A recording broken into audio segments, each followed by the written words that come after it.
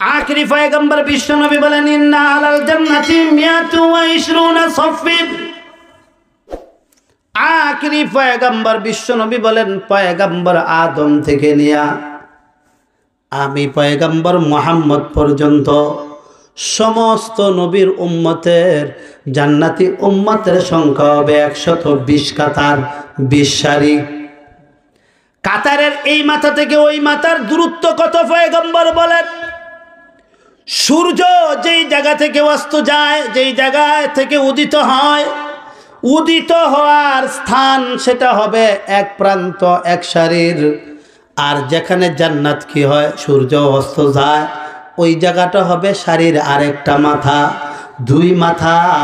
এই 2 মাথার মধ্যে মনে হয় 30-35 জন লোক হবে। জোরে বলেন কি পরিমাণ?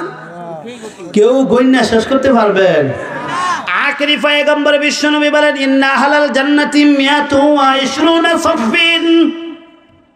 আমি পয়গম্বরের উম্মত জান্নাতি উম্মত, পয়গম্বর আদমের জান্নাতি উম্মত, পয়গম্বর মূসার জান্নাতি উম্মত, পয়গম্বর ঈসার জান্নাতি উম্মত, পয়গম্বর ইউসুফের জান্নাতি উম্মত, পয়গম্বর ইলিয়াসের জান্নাতি উম্মত। এক কথায় সমস্ত নবীর জান্নাতি উম্মতের সারি হবে 120টা। কয়টা হবে? জোরে বলেন কয়টা? আখেরি পয়গম্বর বিশ্বনবী বলেন ইশরুনা, 20টা হবে, সব সারি হবে 20টা। এই 120 সারির মধ্যে 80 সারি হবে আমি পয়গম্বরের উম্মত। আর সব নবীর উম্মতের সংখ্যা হবে মাত্র 40 কাতার। সব নবীর জান্নাতি উম্মতের সংখ্যা যত, আমি পয়গম্বর মুহাম্মদের জান্নাতি উম্মতের সংখ্যা হবে তার ডাবল। সংখ্যা হবে কি? তাহলে এবার বুঝেন তো, যদি সংখ্যা ডাবল হয় তাহলে 3 গুণ। কয় গুণ? জান্নাতটাকে আপনি 3 ভাগে ভাগ করেন। সব নবীর উম্মতের জন্য মাত্র 1 ভাগ, আর এই নবীর উম্মতের জন্য 8 জান্নাতের 2 ভাগ। তাহলে উম্মতের সংখ্যা, এই নবীর উম্মতের সংখ্যা বেশি না কম? আরো বেশি হইতো যদি আমরা জন্ম নিয়ন্ত্রণটা খালি না করতাম। কথা কয় না? যারা জন্ম নিয়ন্ত্রণ করে 1-2টার যথেষ্ট মনে করেন, হেদের শাস্তি আল্লাহ দুনিয়াতেই দিছে, কয় বৃদ্ধাশ্রমে যাও। কি ঠিক না? ঠিক। এখন বৃদ্ধাশ্রমে যাইয়া বড় বড় গ্রাজুয়েট শিক্ষিত মুখ বসতে কান্দে। কি আমি কান্দস? কি ঠিক না? ঠিক। জোরে বলেন, একটু রাগ করলেন। আখেরি পয়গম্বর বিশ্বনবী বলেন ক্বালান নবিয়্যু সাল্লাল্লাহু আলাইহি ওয়াসাল্লাম, পয়গম্বর বলেন যখন যুবকেরা বিবাহ করবা, তখন বিবাহ করবা ওই নারীকে, ওই মেয়েকে যেই নারীর বংশের মধ্যে, যেই নারীর মা, যেই নারীর নানি, তাদের সন্তান বেশি হয়, এমন সন্তানওয়ালা এমন লোক মেয়েটাকে তুমি বিবাহ করবা। আখেরি পয়গম্বর বিশ্বনবী বলেন তাজাওয়াজুল ওয়াদুদাল ওয়ালুদা ফাইন্নী মুকাসিরু বিকুমুল উমাম। আমার উম্মতেরা যেই মেয়ের সন্তান বেশি হবে এমন মেয়ে বিবাহ করবা, কাল কিয়ামতের ময়দানে আমি মুহাম্মদ, তোমাদের সন্তান বেশি হবে, আমার উম্মত বেশি হবে। আমার এই উম্মতগুলা ময়দানে হাসরে আমি নিয়া, আমি পয়গম্বরের ছায়া তলে নিয়া আল্লাহর দরবারে আমি গৌরব করব। কি করব? আমাদের দেশের নেতায় দেখবেন, নেতা আস্তে করে বসে থাকে, দেখে যেই ফাতি নেতাটা, ফাতি নেতা শুনেন তো, ওই ফাতি নেতা ছোটরা কিছু টাকা পয়সা চাটা খাওয়ায়া মিছিলটা বড় নিয়েছে, কয় তুই আমার লোক। কি ঠিক না? ঠিক। আর এক ফাতি নেতায় মাত্র 3 জন লইছে, কয় তুই কয়জন? একজনে কয় আমি 1000 জন, আর একজনে কয় আমি 3 জন। কয় তুই তুই দূরে যা, তুই আমার লোকই না, 3 জনের মাত্র। কি ঠিক না? ঠিক। নেতাও এই কথাটা বুঝে, আমার পক্ষে যদি লোক বেশি আনে তাহলে আমার কাছে খুশি লাগে। ঠিক তেমনি ভাবে আখেরি পয়গম্বর বলেন, আমার যেই উম্মতের সন্তান বেশি হবে, কিয়ামতের ময়দানে আল্লাহর আরশের ছায়ার নিচে তাকে নিয়ে আমি আল্লাহর দরবারে গৌরব করব।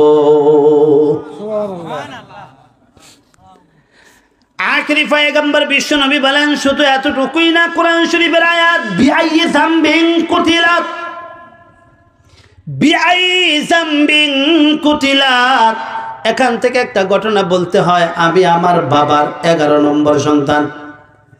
কয় নাম্বার? আমরা ভাই বোন বল খেলার টিম, আমরা ভাই বোন বল খেলার। আমার আব্বা যদি বলতো প্রথম ভাই আর প্রথম বোন দুইটাই যথেষ্ট, আর দরকার নাই, আজকে বয়ান হতো কোন হালায়? কথা বলেন, কথা বলেন। তো এই নীতির উপরে লক্ষ লক্ষ দার্শনিক, লক্ষ লক্ষ ব্যারিস্টার, লক্ষ লক্ষ অনেস্টম্যান, লক্ষ লক্ষ উলামায়ে কেরামকে আমরা পানির সাথে মাটির সাথে মিশিয়ে দিয়েছি। আজকে হোক কালকে হোক, কাল কিয়ামতের আদালতে প্রত্যেকটা সন্তান আল্লাহর আদালতে দাঁড়াইয়া বলবেন, বিআইয়ি যামবিন কুতিলাত, আল্লাহ আমি কোন অপরাধে পৃথিবীতে যাইতে পারি নাই, আমাকে হরতাল দেওয়া হইল, আমাকে লকডাউন দেওয়া হইল, আজকে আমার মা বাবার বিচারটা চাই, সঠিক বিচারটা করতে হইব। চান্দু সারা নাই। এই কষ্ট হয়েছেন, কষ্টের পকেট খোলা দিয়া দিবেন। দেখ একটু দিক গেলাম গা অল্প সময়ের জন্য। কোন জিনিসটা বোঝানোর জন্য বলেন তো? জান্নাতের মধ্যে কোন নবীর উম্মতের সংখ্যা, জান্নাতি উম্মতের সংখ্যা বেশি? আমাদের নবী। জোরে বলেন কোন নবীর? এবার আসেন গরুর, আমি যেই কথাটা বলতেছিলাম, গরুর সম্পর্কটা কি? সব নবীর উম্মতেরা যখন জান্নাতি উম্মতেরা যখন জান্নাতে যাবে, আল্লাহ নিজে মেজবান। কোনো অসুবিধা? কেউ কথা বলতেছে মাঝে মধ্যে লোকমা দেয় কি খতম তারা আমি চলছে নাকি? সব নবীর উম্মতেরা যখন জান্নাতে যাবে, মেজবান জানি কে? দেখেন আল্লাহর নীতি। আল্লাহ পাক রব্বুল আলামিন পুরা পৃথিবীতে, পুরা দুনিয়াতে যত মাখলুক সৃষ্টি করেছেন, সব মাখলুক আল্লাহ সৃষ্টি করেছেন আল্লাহর হুকুমে। আল্লাহ হুকুম করছেন, চাঁদ হুকুম করছেন, হয়ে গেছে। সূর্যকে আল্লাহ হুকুম করছেন, সূর্য হয়ে গেছে। জমিকে হুকুম করছেন, হয়ে গেছে।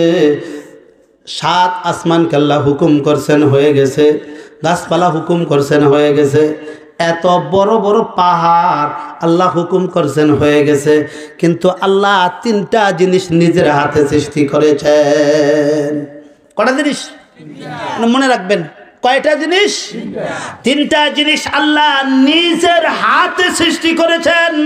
আল্লাহ পাকের নবী, বিশ্ব নবী, আখেরি পয়গম্বরের হাদিসের মধ্যে বলেন, ইন্নাল্লাহা তাআলা খালাকা সালাসাতা আশিয়া বিয়াদি। আল্লাহ পাক রব্বুল আলামিন 3টা জিনিস সৃষ্টি করেছেন নিজের হাতে, নিজের কুদরতি হাতে। খালাকা আদামা বিয়াদি। আল্লাহ পাক রব্বুল আলামিনের নবী বলেন, আল্লাহ আদমকে সৃষ্টি করেছেন নিজের হাতে। কাকে সৃষ্টি করেছেন? বাবা আদমকে সৃষ্টি করছেন আল্লাহ নিজের হাতে। নাম্বার 2 ওয়াকাতাবাত তাওরাতা বিয়াদি। বড় বড় 4 কিতাব, আসমানে কিতাব 4টা বড়, কোরআন শরীফ, তৌরিত, ইনজিল, জবুর, 4টা কিতাব বড়। এই 4 কিতাবের মধ্যে তৌরিত কিতাব আল্লাহ নিজের হাতে লিপিবদ্ধ করছেন। হুকুমে করছেন না, নিজের হাতে। এই দ্বিতীয় কাজ। 3 নম্বর কাজ আল্লাহ নিজের হাতে করছেন আমাদের জন্য। আল্লাহ পাক রব্বুল আলামিনের নবী বলেন, ওয়া গুরিসাল জান্নাতু বিয়াদি। আল্লাহ জান্নাতের মধ্যে যত গাছ আছে, ছোট ছোট গাছ, এমন কোন ফলের গাছ নাই যেটা জান্নাতে নাই। মরিচ গাছও আছে। কি আছে? যারা মরিচের পাগল এরা জান্নাতে যাবে, আল্লাহ মরিচ খামু। এখন মরিচ গাছ যদি না থাকে তো দিব কি? ঠিক না ভাই? ঠিক। এমন কোন নিয়ামত নাই যেটা জান্নাতে নাই। আল্লাহ পাক রব্বুল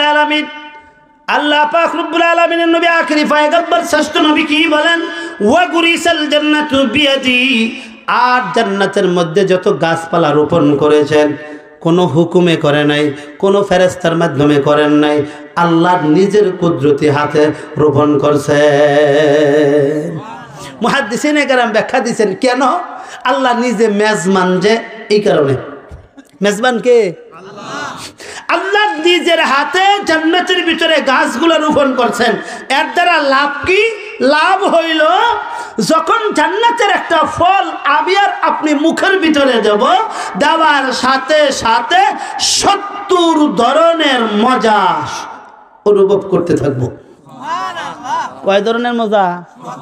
আর আমরা যারা নিজের হাতে লাগাইছি এটার মজা কয় ধরনের? আমি এক জায়গায় জিজ্ঞাসা করছি কয় ধরনের, একজনে ফালতু ওইটা কয় কি, কয় হুজুর 2 ধরনের মজা। কেমন? কয় আম কাঁচা থাকলে টক, ফাকলে মিডিয়াম। কাঁচা থাকতে কি টক, ফাকলে মিষ্টি। আমাকে মাশাআল্লাহ কঠিন ব্যাখ্যা। পরে আমি বলছি টকটা কয় রকম? কয় টক তো টক ওই, আর মিষ্টি হ্যাঁ কই। আমি বলছি জান্নাতের ভিতরে টকটাও 70 রকম লাগবে, মিষ্টিটার মধ্যে 70 রকমের মজা অনুভব হবে। কে লাগানোর কারণে? এবার বলেন তো দেখি, জান্নাতের সমস্ত গাছগুলো রোপণ করছে আমার বাবা, নাউজুবিল্লাহ। কে? জোরে বলেন। আল্লাহ নিজে রোপণ করেছেন। কেন? আমাদেরকে মেহমানদারি করার জন্য। এক হাদিসের মধ্যে আছে গরুর সাথে জান্নাতের সম্পর্কটা কি, আমার মিলাইতে হবে না। যখন জান্নাতীরা জান্নাতের ভিতরে ঢুকবেন, আল্লাহ সর্বপ্রথম রুটি দিয়া নাস্তা করাইবেন। কি দিয়া? জোরে বলেন। আমরা তো মাশাআল্লাহ সকালবেলা যারা একটু রুটি বেশি খায়, তন্দুর 4টা-5টা খায় বলাই, কি ঠিক না? ঠিক। জোরে এখন পরে পকেটে টাকার দিকে তাকায় না রে, আর খাওয়ান যেত না, অ্যামাউন্ট কম, কি ঠিক না? ঠিক। আরো 150 টান ফুটে গেছে গা, কি ঠিক না? তখন কোনো চাইলে না, মনে চায় অর্ধেকটা খাইতাম, কি ঠিক না? ঠিক। তো এই জন্য জান্নাতের ভিতরে আল্লাহ একটা রুটি বানাইব। কয়টা রুটি? কথা কয় না। জান্নাতি যত উম্মত, যত আল্লাহর বান্দা জান্নাতে যাবে, সবাই একটা রুটি খাইব। রুটি কয়টা? মানুষ কতটি? হিসাব ছাড়া বানাইব কে? আল্লাহু আকবার। আল্লাহ পাক রব্বুল আলামিন যে রুটিটা আল্লাহ নিজে বানাইবেন জান্নাতের ভিতরে, এই রুটিটা কি গমের হবে নাকি ময়দার হবে, না আটার হবে নাকি জবের হবে? হাদিসের মধ্যে আছে পয়গম্বর বলেন না না, কোনো কিছুর হবে না। পুরা দুনিয়ার জমিনটাকে আল্লাহর কুদরতি হাতে নিবেন। তেরফান কি পরিমাণ? পুরা জমিনটাকে আল্লাহ সাতবক, পুরা জমিনটাকে আল্লাহ পাক রব্বুল আলামিন এইভাবে হাতের মধ্যে নিয়া পুরা জমিনটাকে আল্লাহ একটা রুটি বানায় ফেলাইবেন। পয়গম্বর বলেন কিভাবে বানাবে? মা বোনেরা যেরকম ভাবে নাকি আটা ময়দার খমিরা কইরা আল্লাহর কুদরতি হাতে খমিরা বানায়া একটা রুটি বানাইবেন। কয়টা রুটি? অনেকে কয় রাজশাহী টাউনটা যদি আমার বাগে পড়ে তো দাঁতটি শেষ, কি ঠিক না? ঠিক। আর ঢাকার ফ্লাইওভার পড়লে তো হাঁটছুই, কি ঠিক না? আল্লাহর হাতের ভিতরে, মুষ্টির ভিতরে সব যখন যাবে, ফ্লাইওভার আর ফ্লাইওভার থাকতো না, সব রুটি হয়ে যাবে। এইটাই তো আল্লাহর কুদরত। এইটা বিশ্বাস করার নাম ঈমান, আর বিশ্বাস না কইরা এটাকে তুচ্ছ মনে করার নাম হইল বেঈমানি। আল্লাহ পারবো কি পারতো না? জোরে কোন না, পারবে কি পারবে না? এবার আল্লাহ পাক রব্বুল আলামিন পুরা দুনিয়ার পুরা মাটিটাকে আল্লাহ একটা রুটি বানাইবেন। রুটি বানানোর পর বান্দারা দুনিয়ার মধ্যে রুটি খাইছে, শুধু শুধু রুটি খায় নাই, কিছু বাজি বুঝি লাগে, ডাউল বাজি। কি বাজি? তো আমরা জান্নাতের ভিতরে যায় প্রথম নাস্তা করাইবে। এটা নাস্তা, এটা সকালবেলার কি? সকালবেলার নাস্তা। দুপুরের খাওয়ান এটা অনেক হিসাব পরে। এটা শুধু জান্নাতে ঢুকার প্রথম আপ্যায়ন কে করাইবেন? কয়টা রুটি জানি? কয়টা? চায় না পারে, এটা মনে হয় রাবাকালা মাটি খাওয়া শুরু করেন না, যে রুটি খাই দেখি। আহা, এই রুটিটাও বলে বান্দা মুখে দিলে 70 রকমের মজা লাগবে। 70 রকমের মজা কিভাবে লাগবে তার জ্বলন্ত প্রমাণ হলো, যুক্তিটা নেন, প্রমাণটা নেন। 1 বিঘা জমির মধ্যে আপনি এক জায়গায় নারিকেল গাছ লাগাইলেন, আরেক জায়গায় সুপারি, আরেক জায়গায় খেজুর, আরেক জায়গায় ল্যাংড়া, খোরা, কানা, বয়রা আম। কি ঠিক না? আমের নাম কানা, খোরা, ল্যাংড়া, বয়রা, আর নাম পাইছে না নিচে। ল্যাংড়া আমের একরকম স্বাদ, বয়রাডার স্বাদ আরেক রকম, খিরসাবাদের স্বাদ আরেক রকম। কি ঠিক না? আবার রূপালির স্বাদ আরেক রকম। একই জমিনের মধ্যে আমি 20টা গাছ লাগাইলাম, রোপণ করলাম। 20 জাতের আমের মজা একরকম না বেশ কম? আটার মজা একরকম, ময়দার মজা আরেক রকম, বড় মরিচের মজা একরকম, লাম্বাটার একরকম, সাদাটার আরেক রকম। কি বেশ কম না? আল্লাহ পাক রব্বুল আলামিন এই কথাটাই বুঝাইতে চান এইভাবে। একই জমিনের মধ্যে তুমি বিভিন্ন ধরনের গাছ রোপণ করলে যেরকম জমিন থেকে বিভিন্ন ধরনের মজা তার মধ্যে যায়, আমি আল্লাহ পুরা দুনিয়াটাকে একটা রুটি বানায়া দেব। এই জমিনের মধ্যে আল্লাহ এই পরিমাণ মজা দিয়েছেন, যেমনিভাবে গাছের মধ্যে যায়, ফলের মধ্যে যায়, ওই রুটিটা মুখে দেওয়ার সাথে সাথে বান্দা 70 রকম মজা পাইতে থাকবে। এবার আল্লাহ 2টা বাজি দিবেন। কটা বাজি? রুটি পাইছি না? রুটি পূজা পাইছেন তো সবাই? পাইছেন? আটার রুটি, গমের, জবের না, এটা 1 পিস রুটি। আল্লাহ কয়, আল্লাহ এক। আল্লাহ কয়জন? আল্লাহ এক, রুটিও এক। রুটিও কয়টা? এক রুটি সবার জন্য আল্লাহ দিবেন। এবার বাজি কি দিবেন? বাজির ব্যাপারে আছে হাদিসে আল্লাহ 2 প্রকার বাজি দিবেন। 1 নাম্বার বাজি হবে ষাঁড় গরুর গোশতের বুনা আল্লাহ জান্নাতে খাওয়াবে। গরুর সম্পর্ক জান্নাতে কিভাবে ফাইলেন তো? এবার ফাইলেন তো? ষাঁড় গরুর গোশতের বুনা আল্লাহ পাক রব্বুল আলামিন জান্নাতের মধ্যে সর্বপ্রথম উম্মতদেরকে, জান্নাতীদেরকে খাওয়াবেন। সর্বপ্রথম নাস্তা করাইবেন। এখান থেকে একটা জিনিস পরিষ্কার হয়ে যায়, এই দুনিয়াতে আসমানের নিচে জমিনের উপরে আমরা যারা ইমানদার মুসলমান, এরা গরুর গোশত খাই, ঠিক না ঠিক? আর এমন একটা জাতি আছে এই পৃথিবীতে, এরা গরুর গোশত খায় না, দুধ খায়, সেনালেদা খায়। কি ঠিক না ঠিক? গোশত খায় না। এখান থেকে প্রমাণ হয় জান্নাতে একমাত্র মুসলমান যাবে, কোন সনাতন ধর্মের লোক জান্নাতে যাবে না। তার কারণ জান্নাতে আল্লাহ প্রথম গরুর গোশত খাওয়াইব। তত গরুর গোশত খাওয়ার অভ্যাস নাই। জান্নাতের পাশে যাইলেই গরুর গোশতের গ্রান হইলেই উল্টে দূর। কথা কর কি ঠিক না ঠিক? এই পৃথিবীতে যে গরুর গোশত খাবে যারা, জান্নাতে যাবে তারা। জোরে বলেন।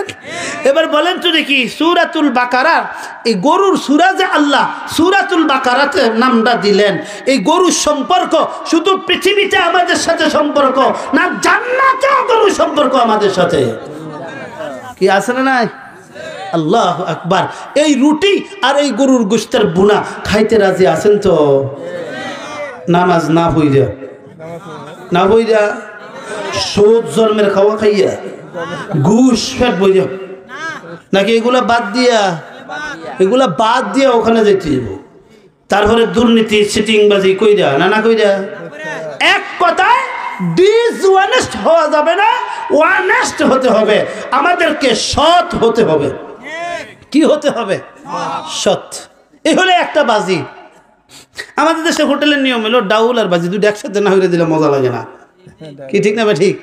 আরেকটা বুনা আল্লাহ দিবেন, ওইটা হলো মাছের কলিজা বুনা। মাছের এক হাদিসের মধ্যে আছে, আখিরি পয়গম্বর বিশ্বনবী বলেন, আল্লাহ পুরা দুনিয়া সৃষ্টি করেছেন 6 দিনে। কয় দিনে? 6 দিনে সৃষ্টি করেছেন। আল্লাহ প্রথম দিন কি সৃষ্টি করেছেন, দ্বিতীয় দিন কি সৃষ্টি করেছেন, এগুলা হাদিসের মধ্যে আছে। বুখারীর হাদিসও আছে, মুসলিমের হাদিসও আছে, প্রায় হাদিসের কিতাবে হাদিসটা আছে। শুধু আমি একটা জিনিস বলবো, আল্লাহ পাক রব্বুল আলামিন যা সৃষ্টি করেছেন বার অনুযায়ী সৃষ্টি করেছেন। আল্লাহ বুধবার দিন দুইটা জিনিস সৃষ্টি করেছেন। আকাশের যত নক্ষত্র আমরা দেখি, চন্দ্র সূর্য নক্ষত্র যত কিছু গ্যালাক্সি গ্লুক্সি যা আছে, যা কিছু আমরা আকাশে দেখি, আকাশের লাইটিং, এই লাইটিং আল্লাহ সৃষ্টি করেছেন বুধবার।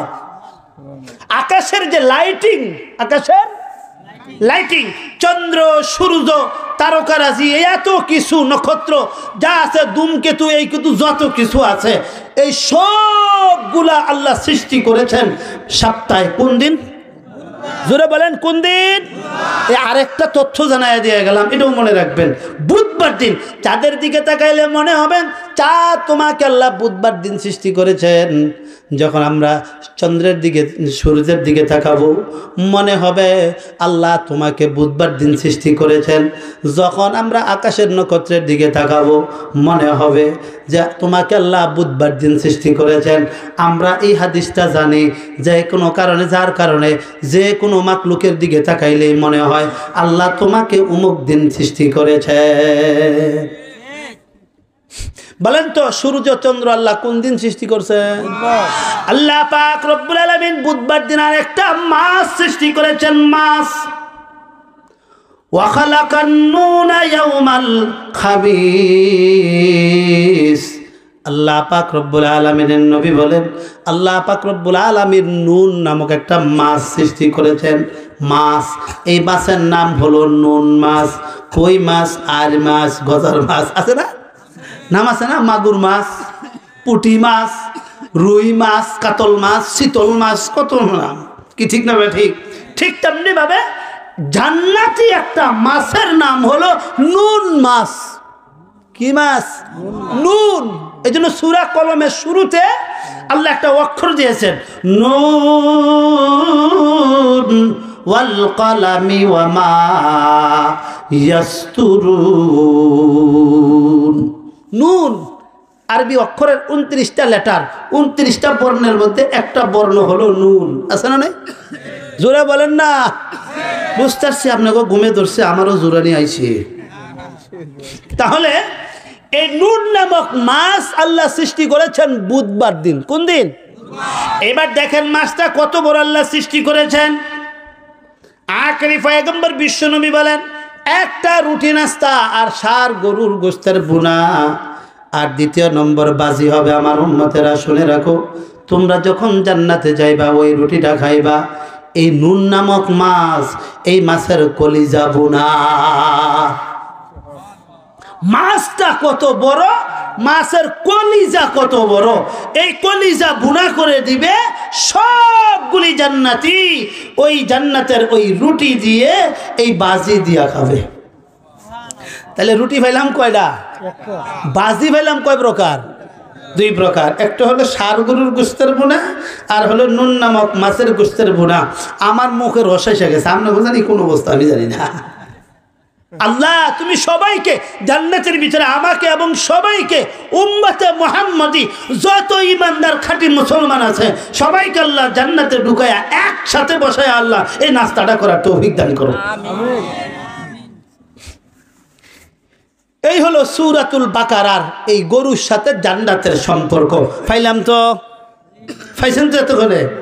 এতক্ষণে শুধু সূরাতুল বাকারা বাকারা বাকারা করতে করতে এই পর্যন্ত গেল।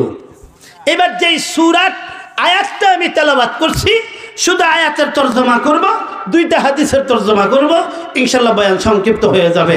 কারণ 12টা ধর এর বেশি গেলে, 12টার বেশি গেলে আমাদের ফজরের নামাজের 13টা। কি ঠিক না? ঠিক জোরে বলেন। এই জন্য নামাজ নষ্ট করে বয়ান করা যাবে না। কারণ 1 কোটি ওয়াজ এক পাল্লায় দিলে ফজরের নামাজের সুন্নত নামাজের সওয়াব আরেক পাল্লায় দিলে এটার সওয়াব বেশি হবে। বলবেন হুজুর সাফাবাজি আর বিচারে হন না, আমার কথা না।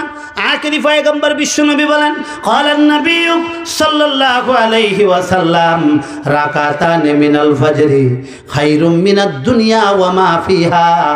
আখেরি পয়গম্বর বলেন পুরা ফরজ নামাজ তো দূরের কথা, ফজরের সুন্নত নামাজের সওয়াব যদি এক পাল্লায় বান্দা দেও, আর পুরা দুনিয়ার মধ্যে যা কিছু আছে সবগুলো যদি আরেক পাল্লায় দাও, তারপরে দেখবা ফজরের 2 রাকাত সুন্নতের সওয়াবের ওজন বেশি। এই জন্য লক্ষ্য ওয়াজ একসাথে করলে ফজরের সুন্নত নামাজের সওয়াবের সমান হবে। তাহলে ওয়াজ নিমু 12টা, ফজরের নামাজের হইব 13টা, এরকম চান আপনারা? এই জন্য সংক্ষিপ্ত আকারে বলি, আমাদের প্রিয় নবী সাল্লাল্লাহু আলাইহি সাল্লাম আমাদের নবী, আখেরি নবী, শেষ নবী না? আমাদের নবীর পরে আরো কোনো নবী আছে? জোরে বলেন না। আমাদের নবীর পরে যদি কোনো ব্যক্তি নতুন নবী দাবি করে, দাবি করতে দেরি, জুতা মারতে আর দেরি নেই। কি ঠিক না ঠিক? পারবেন তো? অনেকে সুফি সাহেব করবো উস্কানিমূলক ওয়াজ। কি মনে? এটা উস্কানিমূলক না, তোর কপালে উস্কানিমূলক। কি ঠিক না ঠিক? আমার নবীর পরে আবার কোন নতুন নবী আসবে বা কেউ নবুয়তি দাবি করবে, নবুয়তি দাবি করতে দেরি, তারে কিলাইতে দেরি নেই। কি ঠিক না ঠিক? কুনির মধ্যে বাজুর মধ্যে, বাহুর মধ্যে এরকম শক্তি আছে তো? জোরে বলেন না, জোরে বলেন না। আল্লাহ আমাদের বুঝার তৌফিক দান করেন। তাহলে বুঝদার মানে আমি ইমানদার, আমি ইমানদার। এই জন্য বলতেছিলাম আখেরি নবী, শ্রেষ্ঠ নবী মুহাম্মদ রাসূলুল্লাহ সাল্লাম আমাদের নবী। আমাদের নবীর পূর্ববর্তী বংশের মধ্যে একজন নবী ছিলেন পয়গম্বর ইব্রাহিম। কি নবী ছিলেন? আমাদের মুসলিম জাতির পিতা পয়গম্বর ইব্রাহিম। আমাদের নবী ইব্রাহিম আলাইহিস সালাতু ওয়াস সালামের বয়স 80 ওভার। কত ওভার? স্ত্রীর বয়সও কম না, প্রায় সেম। কিন্তু এখনো পর্যন্ত কোনো সন্তানের মুখ তারা দেখে নাই। পয়গম্বর ইব্রাহিম আল্লাহর কাছে দোয়া করলেন, বয়স 80-র ঊর্ধ্বে।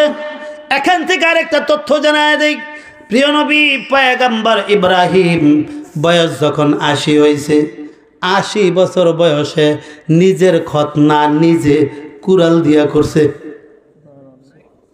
নিজের খতনা করে না বাচ্চাদের?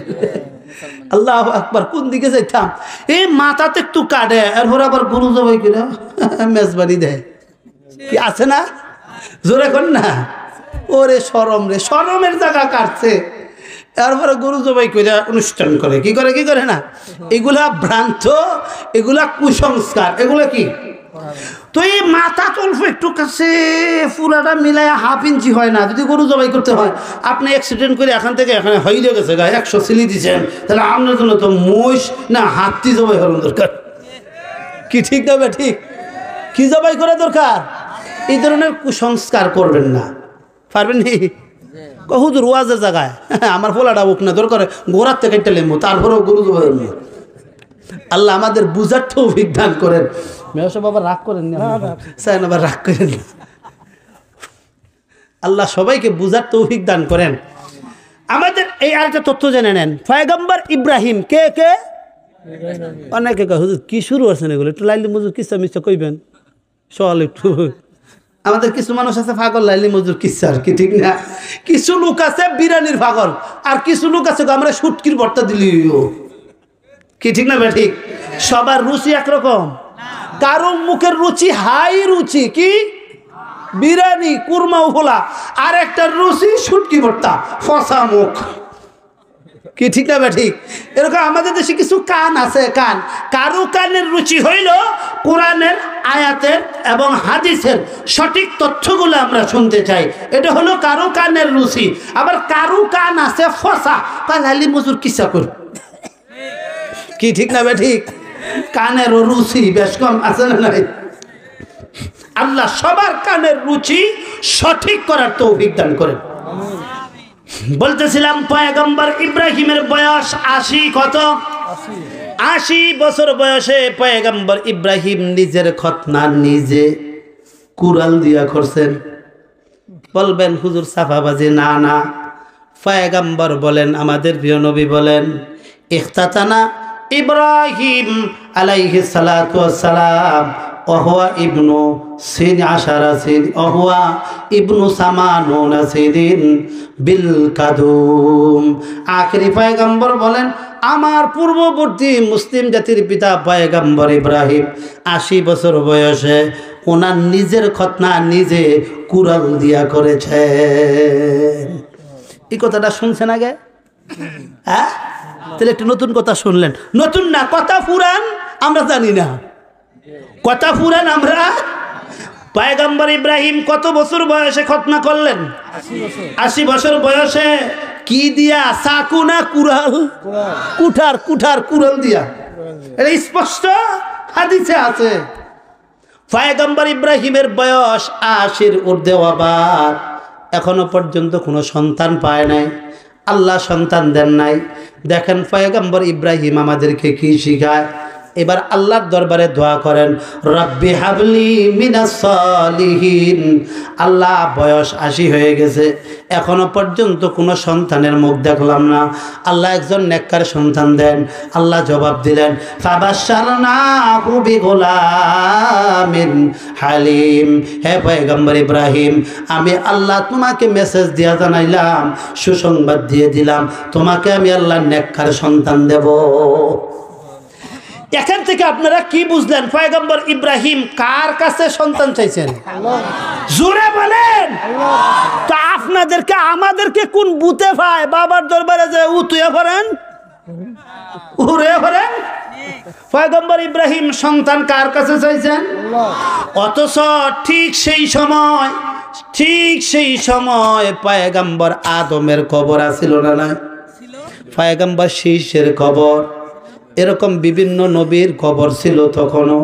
কিন্তু পয়গম্বর ইব্রাহিম এই কথা বলে নাই যে নূহ পয়গম্বরের কবরের পাশে গিয়া কই, আল্লাহ নূহ পয়গম্বর একটা সন্তান দেন, বাবা আদম একজন সন্তান দেন, এমন তো বলে নাই। কার কাছে চাইছে? জোরে বলেন। আমরা সন্তান চাবো বাবার দরবারে না আল্লাহর দরবারে? জোরে বলেন। আল্লাহর দরবারে যাব। সন্তান দেওয়ার মালিক বাবা না আল্লাহ। কি ঠিক না বে ঠিক?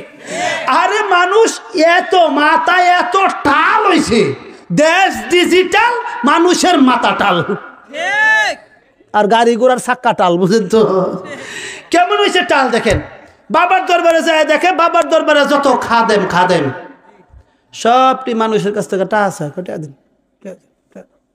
কি ঠিক তবে ঠিক? তোর বাবা নিঃসন্তান লোকের সন্তান দিতে পারে, গরিব মানুষের ধনী বানাইতে পারে, তোরা মানুষের কাছে ঠিক আছে? কি ঠিক না বে ঠিক? জোরে খান। হ্যাঁ, এত সবল বাবা, এত সবল সন্তান দিয়ে ফেলায়, এত সবল বাবা গরিবরে ধনী বানায় ফেলায়, তো তোরা খাদেমদের উপরে ঠাড়া পড়ছে কি লিগা? তোরা যে বাবার কাছে না মাসের কাছে যাচ্ছে, কথা কর না? এই ঘটনায় তো বোঝা যায় বাবা কিচ্ছু পারে না। কি ঠিক না? আল্লাহ আমাদের বুঝার তৌফিক দান করেন। পয়গম্বর ইব্রাহিম দোয়া করলেন, নেককার সন্তান পাইলেন পয়গম্বর ইসমাইল। এই ইসমাইলকে পাওয়ার পরে আমি সংক্ষিপ্ত আকারে বলতেছি, পয়গম্বর ইব্রাহিম ওনার জীবদ্দশায় 6টা দোয়া করেছিলেন। এর মধ্যে 6 নাম্বার দোয়া এই আয়াত। কি দোয়াটা করেছিলেন? পয়গম্বর ইসমাইলকে সাথে নিয়া বাবা আর ছেলে দুইজন একসাথে দোয়া করেন আল্লাহর কাছে। এর মধ্যে 6 নাম্বার দোয়াটা হলো, রব্বানা ওয়াবআস ফীহিম রাসূলাম মিনহুম ইয়াতলু আলাইহিম আয়াতিক ওয়ায়ুআল্লিমুহুমুল কিতাবা ওয়াল হিকমাতা ওয়ায়ুযাক্কিহিম ইন্নাকা আনতাল আজিজুল হাকীম। পয়গম্বর ইব্রাহিম আল্লাহর কাছে দোয়া করেন ইসমাইলকে নিয়া, রব্বুল আলামিন ইসমাইলের বংশে আল্লাহ আপনি একজন নবী দুনিয়ার মধ্যে পাঠান, একজন নবী দুনিয়ার মধ্যে পাঠাইবেন, যেই নবীর ডিউটি হবে দুনিয়াতে 3টা। কয়টা ডিউটি হবে? 3টা। জোরে বলেন না? 3 ডিউটিওয়ালা একজন নবী পাঠান। আল্লাহ পাক রব্বুল আলামিন যখন পয়গম্বর ইব্রাহিম দোয়া করলেন, আল্লাহ দোয়া কবুল করে নিয়া 570 খ্রিস্টাব্দে আরবের মরুভূমিতে মক্কা নগরীতে পয়গম্বর, আমাদের শ্রেষ্ঠ নবী, আমার নবী, আপনাদের নবী, হাউজে কাউসারের মালিক পয়গম্বর মুহাম্মদ সাল্লাল্লাহু আলাইহি ওয়াসাল্লামকে ওই দোয়ার বরকতে আল্লাহ দুনিয়ায় পাঠাইছেন। কয়জন নবী পাঠাইতে বলছেন? একজন। আল্লাহ পয়গম্বর ইসমাইলের বংশে আপনি পৃথিবীতে একজন নবী পাঠাইবেন, আল্লাহ আমাদের নবীকে পাঠাইছে। কয়জন নবী? পয়গম্বর ইব্রাহিমের আরেক ছেলের নাম পয়গম্বর ইসহাক। পয়গম্বর ইসমাইল বড় ছেলে, ইসহাক ছোট ছেলে। ইসহাকের ছেলে হলো পয়গম্বর ইয়াকুব। ইয়াকুবের 12 ছেলে। এই 12 ছেলের গোত্রকে বলা হয় বনি ইসরাইল। এই বনি ইসরাইলের মধ্যে আল্লাহ লক্ষ লক্ষ নবী দুনিয়াতে পাঠাইছেন। এক ছেলের বংশে আল্লাহ লক্ষ লক্ষ নবী পাঠাইছেন। আর পয়গম্বর ইসমাইলের বংশে আল্লাহ কয়জন নবী পাঠাইছেন? এক ছেলের বংশে লক্ষ লক্ষ জন নবী, আর ইসমাইলের বংশে আল্লাহ একজন নবী পাঠাইছেন, আমাদের নবী। আমাদের নবীর কথা বলা শুরু করলে সারা দিন না, কিয়ামত পর্যন্ত বললেও শেষ হইতো না। কি ঠিক না? কিয়ামত পর্যন্ত বললেও শেষ। এক সাহাবী আখেরি পয়গম্বর শ্রেষ্ঠ নবী মুহাম্মদ পয়গম্বরের পাশে একদিন দাঁড়ানো, পূর্ণিমার রাত্র, গভীর রজনী, পূর্ণিমার রাত্র, আকাশে চাঁদটা, পূর্ণিমার ছাত্র ঝকঝক ঝকঝক করতেছে। এমন অবস্থায় সাহাবী একবার নবীর চেহারার দিকে তাকায়, আরেকবার চাঁদের দিকে তাকায়, একবার নবীর চেহারার দিকে তাকায়, আরেকবার চাঁদের দিকে তাকায়। সাহাবী সিদ্ধান্তে বুঝতে পারতেছে না কার চেহারা সুন্দর, চাঁদের চেহারা সুন্দর না আমার নবীর চেহারা সুন্দর। কয়েকবার আপ ডাউন করার পরে আমার পয়গম্বরের সাহাবী তিনি সিদ্ধান্ত নিয়ে নিলেন, আল্লাহর কসম আকাশের চাঁদের চেহারা সুন্দর না, আমার পয়গম্বরের চেহারা চাঁদের চাইতে কোটি গুণ সুন্দর। এমন একজন নবী আমাদেরকে দুনিয়াত আল্লাহ দিয়েছেন। আমাদের পয়গম্বর মুহাম্মদ সমস্ত নবীদের নবী, সমস্ত নবীদের নবী, সমস্ত নবীদের ইমাম। পয়গম্বর বলেন কালান নবিয়্যু সাল্লাল্লাহু আলাইহি ওয়াসাল্লাম আনা ইমামুল আম্বিয়া লা ফাখরা, আমি সমস্ত নবীদের ইমাম, আমার কোনো গৌরব নাই, আমি সমস্ত নবীদের খতিব। আনা খতিবুল আম্বিয়া, আমি সমস্ত নবীদের খতিব। আমাদের নবী শুধু আমাদের নবী না, পয়গম্বর আদমেরও নবী, আদমেরও রাসূল, সমস্ত নবীদের নবী। তাহলে আমাদের নবী মুহাম্মদুর রাসূলুল্লাহ সাল্লাল্লাহু আলাইহি সাল্লামের সম্মান সমস্ত নবী বলেন, পৃথিবীতে যা বলেন আল্লাহর পরেই স্থান আমাদের নবীর। জোরে বলেন না, আল্লাহর পরের স্থান আমাদের নবীজির স্থান। কত সম্মান, কত মর্যাদা। ডিউটি নবীকে দিয়েছেন 3টা। কয়টা?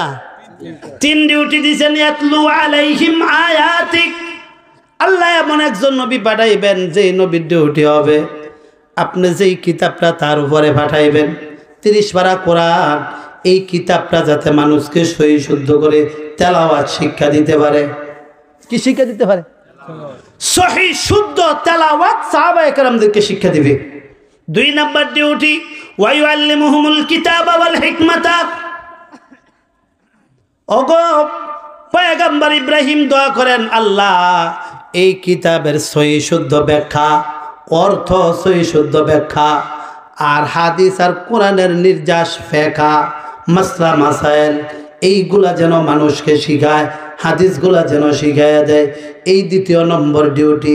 3 নম্বর ডিউটি, ওই নবীর উম্মতের অন্তর পবিত্র থাকবে গুনার কারণে, যাতে করে পবিত্র অপবিত্র থাকবে গুনার কারণে, যাতে করে এই কোরআন ও হাদিসের শিক্ষার মাধ্যমে, ইসলাম সংশোধনের মাধ্যমে তাদের অন্তরকে পবিত্র করে জান্নাতি বানায়া দেয়।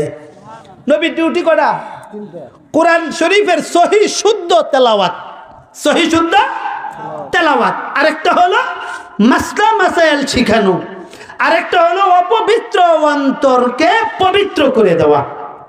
এই 3 ডিউটি নবীর। 3 ডিউটি কি? আমাদের প্রিয় নবী সাল্লাল্লাহু আলাইহি সাল্লামের। আমাদের প্রিয় নবী সাল্লাল্লাহু আলাইহি সাল্লাম দুনিয়াতে নাই, কবরে চলে গেছেন। এই 3 ডিউটির দায়িত্ব হযরত উলামায়ে কেরামের কাছে দিয়ে গেছেন। কার কাছে দিয়ে গেছেন? কিভাবে দিয়ে গেছেন? পয়গম্বর বলেন, তারাকতু ফীকুম আমরাইন লান তাদিল্লু মা তামাসসাকতুম বিহিমা কিতাবাল্লাহ ওয়া সুন্নাত রাসূলি। আখেরি পয়গম্বর দুনিয়া থেকে চলে যাওয়ার কিছুদিন আগে সাহাবায়ে কেরামদেরকে বলেন, তারাকতু ফিকুম আমরাইন লান তাদিল্লু মা তামাসসাকতুম বিহিমা কিতাবাল্লাহ ওয়া সুন্নাত রাসূলি। আখেরি পয়গম্বর সাহাবায়ে কেরামদেরকে বলেন, আমি পৃথিবী থেকে বিদায় নিয়ে চলে যাই, দুইটা সম্পদ তোমাদের কাছে রেখে যাই। একটা সম্পদ আল্লাহর দেওয়া 30 পারা কোরআন, আর একটা সম্পদ হলো আমি পয়গম্বরের 23 বছরের মুখের বাণী হাদিস। কটা সম্পদ রেখে গেছেন? একটা সম্পদ 30 পারা কোরআন, আরেকটা সম্পদ পয়গম্বরের 23 বছরের হাদিস সুন্নাহ। এই দুইটা জিনিস রেখে গেছেন। নবীজি সাল্লাল্লাহু আলাইহি সাল্লাম বলেন, আমি পয়গম্বর দুইটা জিনিস তোমাদের কাছে রেখে গেলাম, মন মতো পড়বা না, মন মতো বুঝবা না, নিজে নিজে পড়বা না, নিজে নিজে বুঝবা না। 30 পারা কোরআন বুঝার জন্য আমি পয়গম্বরের ব্যাখ্যার শরণাপন্ন হইবা, সাহাবায়ে কেরামের ব্যাখ্যার শরণাপন্ন হইবা, তাবেঈন তাবে তাবেঈন এদের ব্যাখ্যার শরণাপন্ন হইবা। যদি এদের ব্যাখ্যা মতে চলো তাহলে তুমি সঠিক, আর যদি নিজে পড়ো নিজে বুঝো তাহলে তুমি ব্যাঠিক। কারণ উল্টা বুঝবা। কি বুঝবা? কি বুঝবে? কোরআনের একটা আয়াতের ব্যাখ্যা সাহাবা যা দিছেন, নবী যা দিছেন, তবে তাবিন তাবিনরা যা দিছেন, এর বাহিরে পৃথিবীতে কিয়ামত পর্যন্ত কোন মারফুত বাবার ফুতের এর বাহিরে ব্যাখ্যা দেওয়ার সুযোগ নাই। কি ঠিক না? জোরে বলেন। তাহলে সাহাবায়ে কেরামের ব্যাখ্যা অনুযায়ী কোরআন বুঝতে হবে। পয়গম্বরের হাদিস নবী যেই ব্যাখ্যা দিয়েছেন সেই ব্যাখ্যা, সাহাবায়ে কেরাম যেই ব্যাখ্যা দিয়েছেন, তাবিন তাবে তাবিন এই 3 যুগের লোকেরা যেই ব্যাখ্যা দিয়েছেন, এই ব্যাখ্যা অনুযায়ী আমাকে বুঝতে হবে, মানতে হবে। এর বাহিরে গেলে আমি পথভ্রষ্ট, এর বাহিরে গেলে বাতিল, এর ভিতরে থাকলে সঠিক। বাহিরে গেলে ব্যাঠিক, এদের ভিতরে থাকলে সঠিক। বুঝতে পারলাম তো? একটা উদাহরণ দিয়ে শেষ করি। উল্টাপাল্টা কিভাবে বুঝবে? এক জায়গায় লেখা যে এখানে পেশাব করিবেন না, করিলে 100 টাকা জরিমানা, 100 টাকা ফাইন। তো 2 জন গেছে, একজন হইল উচ্চ শিক্ষিত আর একজন হইল ব্যারিস্টার। বুঝেন না? ব্যারিস্টার আর কি, অল্প শিখছে। যাওয়ার পর যায় নাকি উচ্চ শিক্ষিত, সে ঠিকই পড়ছে এখানে পেশাব করিবেন না, নার পর একটা দাড়ি আছে, লাডি, এতটা লাডি, বুঝেন তো দাড়ি, এখানে পেশাব করিবেন না, করিলে 100 টাকা ফাইন। হ্যাঁ পেশাব করছে না, গেছে তা আরেক বেকুব যেটা বলে হ্যাঁ বলে এখানে পেশাব করিবেন না, করিলে 100 টাকা ফাইন। হ্যাঁ পেশাব শুরু হচ্ছে দাঁড়ায়া। লেখাটা সঠিক না বেঠিক? সঠিক। 2 জনের বুঝা ঠিক না বেঠিক? একজনেরটা ঠিক আর একজনেরটা বেঠিক। এখন শেষে পেশাব, পিছন দিয়ে একজনে যাবে, তুমি না পেশাব করো, লেখা তুই শেখাতাম কই কি লেখছে? ওই যে এখানে পেশাব করিবেন না, করিলে 100 টাকা ফাইন। এই কারণে আমি পেশাব করতেছি, দাঁড়া লাগাইছি। বলেন তো দেখি সঠিক বুঝছে না উল্টা বুঝছে? হ্যাঁ, এই জন্য আল্লাহর কোরআনের ব্যাখ্যা যদি সাহাবায়ে কেরামের ব্যাখ্যার বাইরে আমি করতে যাই, মন মতো তাবেঈনের ব্যাখ্যা, তাবেঈনের ব্যাখ্যা, আইম্মায়ে মুজতাহিদিনের ব্যাখ্যা, এদের ব্যাখ্যার বাইরে যদি আমি মন মতো পড়তে যাই, বুঝতে যাই, এখন তো আমরা রেডিমেড মুসলমান। বাংলা বুখারী আছে, বাংলা তিরমিজি আছে, বাংলা অমুক আছে, বাংলা কোরআন শরীফ আছে, পড়ি বুঝি মানি, বুঝে না করিলে 100 টাকা ফাইন। দশাটা এরকম। কি ঠিক না বা ঠিক? 30 পারা কোরআন আমি মানবো, বুঝবো আমার মন মতো না ব্যাখ্যা মতো? আল্লাহর রসুলের 23 বছরের হাদিসগুলা আমি মানবো, বুঝবো আমার মন মতো ব্যাখ্যা দিয়া না, রসুলের ব্যাখ্যা, সাহাবায়ে কেরামের ব্যাখ্যা, তাবেঈনের ব্যাখ্যা অনুযায়ী যদি আমার ব্যাখ্যা তাদের ব্যাখ্যার সাথে মিল হয় আলহামদুলিল্লাহ সঠিক। আমার ব্যাখ্যা যদি তাদের ব্যাখ্যার বাহিরে হয় ব্যাঠিক, এটা মানা যাবে না। ঠিক না ব্যাঠিক? এই জন্য আখেরি পয়গম্বর বিশ্ব নবী বলেন, 2টা সম্পদ রেখে গেলাম, যতদিন পর্যন্ত 2টা সম্পদের ব্যাখ্যা আমার 3 যুগ থেকে নিবা, প্রভ্রষ্ট হইবা না। আর এই ব্যাখ্যাগুলোকে সংরক্ষণ করার জন্য আমি হযরত উলামায়ে কেরামদেরকে দায়িত্ব দিয়েছি। কাদেরকে দায়িত্ব দিয়েছেন? এই জন্য বেবুঝা কিছু লোক আছে, উল্টা পাল্টা কোনো বক্তব্য দিলেই হক্কানি রব্বানি উলামায়ে আমরা প্রতিবাদ করে বাঘের মতো তোমার এই ব্যাখ্যা দেওয়া ভুল, তোমার ব্যাখ্যা দেওয়া। তো একটা উদাহরণ দিলে সহজে বুঝবেন, দিবনি? পয়গম্বরের 1 নম্বর দায়িত্ব হলো আমার উম্মতকে, আপনার উম্মতকে কোরআন শরীফের সহিহ শুদ্ধ তেলাওয়াত শিখাইবেন। পয়গম্বর সব সাহাবায়ে কেরামদেরকে তেলাওয়াত শিক্ষা দিয়েছেন। হযরত উলামায়ে কেরামও তেলাওয়াত শিক্ষা দেয় কি দেয় না? কিন্তু আমরা যারা এখানে আছি সবাই কি কোরআন শরীফের তাফসীর তরজমা অর্থ বুঝিনি?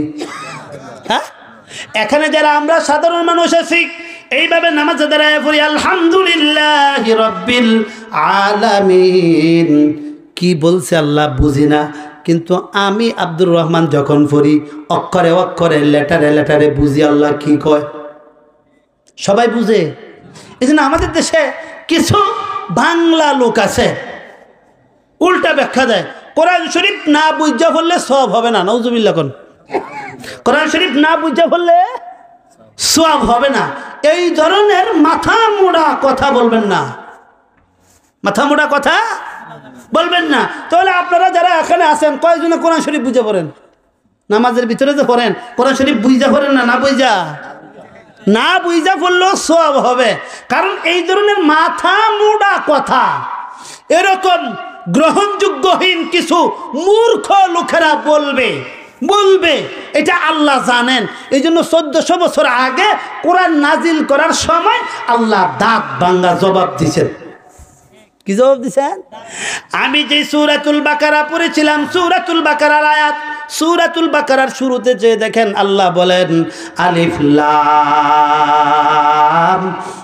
মিম, 3টা অক্ষর আছে না নাই? এক অক্ষর আলিফ, আরেক অক্ষর লাম, আরেক অক্ষর মিম। এই 3 অক্ষরের অর্থ আজও পর্যন্ত পৃথিবীতে কোনো মারফুত বা বারফুত এখনো পর্যন্ত করতে পারে নাই। কারণ এটার অর্থ আল্লাহ নিজের কাছে রেখে দিয়েছেন, আমাদের নবীকেও জানায় নাই। নবীকেও কি করেন নাই? জানান নাই। নবী জানালে তো নবী বলেই দিত। তাহলে এই অক্ষরগুলা শুধু এই সূরার না, অনেকগুলি সূরার শুরুতে এমন কিছু অক্ষর দেওয়া আছে যে অক্ষরের কোনো অর্থ আছে, এটা আল্লাহ জানে, আমরা জানি না। কি ঠিক না? ঠিক, আমরা জানি, আল্লাহ জানে। অর্থ আছে 100%, কার কাছে?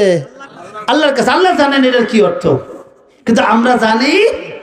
তারপরে পয়গম্বর বলেন আমার যে উম্মত মান করা আলিফ লাম মিম, আলিফ লাম মিম, আমার যে উম্মত এই 3টা অক্ষর পড়বে, প্রথমত তার প্রত্যেকটা অক্ষরে 1টা করে নেকি হবে, আর এক এক অক্ষরে 10টা করে নেকি হবে।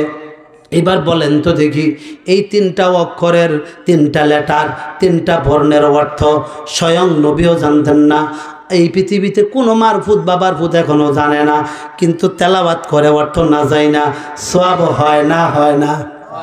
সুরে বলেন তে মাথা মুড়া, তুই কোন যুক্তিতে বলস কোরআন শরীফ না বুঝা বললে সওয়াব হবে না? তোর মাথাটা ইন্ডিয়া নিয়ে পরীক্ষা করা দরকার। তোর মাথা মেন্টালিটি হসপিটালে নিয়ে তারপর চিকিৎসা করা দরকার। এই জন্য কোরআন শরীফ না বুঝা তেলাওয়াত করলেও কি হবে? এই জন্য কোরআন শরীফ সহিহ শুদ্ধ করে তেলাওয়াত করা শিখানো এটা নবীর ডিউটি। মাসলা মাসাইল কোরআন শরীফের ব্যাখ্যা তাফসীর এটা সাহাবায়ে কেরামের ব্যাখ্যা অনুযায়ী শিখানো উলামায়ে কেরামের ডিউটি, যেহেতু নবী দুনিয়াতে নাই। তারপর মানুষের অপবিত্র অন্তরকে পবিত্র করে দেওয়া এটা উলামায়ে কেরামের ডিউটি। এই কারণে নবীর ডিউটি 3টা, পৃথিবীর উলামায়ে কেরামের ডিউটিও 3টা। নবীর ডিউটি যা, উলামায়ে কেরামের ডিউটিও তা। কি ঠিক না? এতটুকু বলার পরে তাফসীরের কিতাবে স্পষ্ট লেখা আছে আল্লাহ নবী সাল্লাল্লাহু আলাইহি ওয়াসাল্লামের পরে সবচেয়ে বেশি তাফসীর যেই সাহাবা বুঝতেন আব্দুল্লাহ ইবনে আব্বাস রাদিয়াল্লাহু তাআলা আনহু, উনি রাইসুল মুফাসসিরিন। সমস্ত তাফসীর, কোরআনের তাফসীরের মধ্যে সবচেয়ে বেশি তাফসীর উনি বুঝতেন। উনি এক আয়াতের সারমর্ম, এক আয়াতের ব্যাখ্যায় তিনি যে বলেন যে আমার তিনি বলেন যে নবীর ডিউটি যেহেতু কিয়ামত পর্যন্ত হযরত উলামায়ে কেরামরা দায়িত্ব পালন করবেন, এই জন্য সাহাবায়ে কেরাম আমরা নবীকে যেইভাবে সম্মান করেছি, তাদেরকে যেইভাবে মর্যাদা দিয়েছি, যেইভাবে মূল্যায়ন করেছি, পরবর্তী উম্মত উলামায়ে কেরামদেরকে ঠিক সেইভাবেই মূল্যায়ন করতে হবে। সেইভাবে কি করতে হবে? মূল্যায়ন করতে হবে। কিন্তু কপাল খারাপ, আমাদের দ্বারা হযরত উলামায়ে কেরাম মূল্যায়িত হয় না, বরং অপমানিত হয়। কি হয়? অপমানিত হয়। আল্লাহ আমাকে এবং সবাইকে এই কথাগুলি বুঝে আমল করার তৌফিক দান করেন। এজন্য আপনাদের এলাকার সন্তান, আপনাদের সন্তান, আপনারাই সার্বিক সহযোগিতা করে এই মাদ্রাসাটা স্থাপন হয়েছে। এই মাদ্রাসা থেকেই নায়েবে নবী তৈয়ার হবে। কি ঠিক না ঠিক? কোরআনের ধারক বাহক তৈয়ার হবে। আমরা দুনিয়াতে থাকবো না, আপনারা দুনিয়া থেকে চলে যাবেন। এই কোরআনের প্রতিষ্ঠানের সাথে সম্পর্ক রাখবেন, দুনিয়া থেকে চলে যাবেন। চলে যাওয়ার পর কবরে শুয়ে থাকবেন, সন্তানেরা ছেলেরা এখানে কোরআন তেলাওয়াত করবে, আর একটা অংশ অটোমেটিক অটো সিস্টেমে কবরে থেকে হইতে থাকবেন। কি ঠিক না? এই জন্য আমরা এই প্রতিষ্ঠানের দিকে সার্বিক নজর রাখবো তো ইনশাল্লাহ, রাখবো তো ইনশাল্লাহ। আল্লাহ সবাইকে তৌফিক দান করেন, সবাইকে আল্লাহ তাআলা হেদায়েতের উপরে রাখেন, সবাইকে আল্লাহ তাআলা সঠিক বুঝ দান করেন।